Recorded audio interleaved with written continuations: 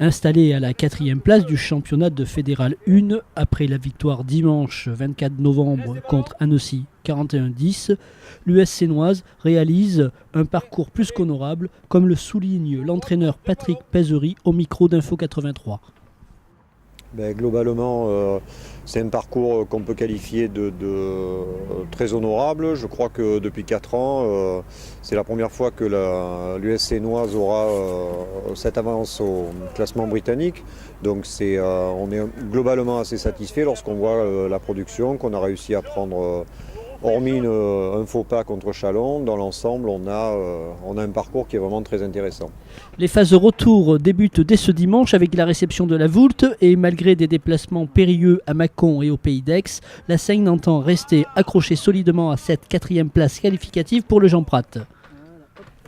Nous, on va essayer du moins de garder cette place. Aujourd'hui, arriver avec dimanche notre adversaire qui s'annonce et parvenir à conserver cette 4e place, c'est-à-dire faire un beau résultat dimanche, même si effectivement, contre la Voulte, oui, même si effectivement les échéances qui nous attendent, on a des déplacements difficiles, mais on a montré qu'on a su cette année un petit peu plus s'adapter que l'année précédente sur nos déplacements et ramener des points importants et faire de beaux résultats à l'extérieur. Donc il n'y a pas de raison de douter.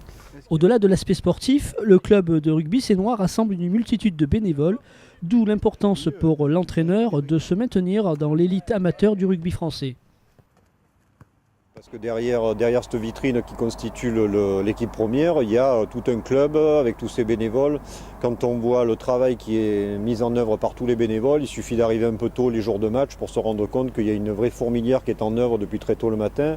Et par respect pour ces gens-là, par respect pour l'école de rugby et tous les gens qui la font fonctionner, on doit tout faire pour que ce club reste en Fédéral 1. Parce que à côté du grand RCT, c'est important d'avoir ce club qui brille, qui a de belles structures, qui est sain et qui permet à bon nombre de joueurs de la région de s'exprimer à un très bon niveau. Puisque la Fédéral 1 aujourd'hui est un niveau qui est vraiment très, très intéressant, qui demande de plus en plus d'exigences, donc à nous de nous adapter au mieux possible.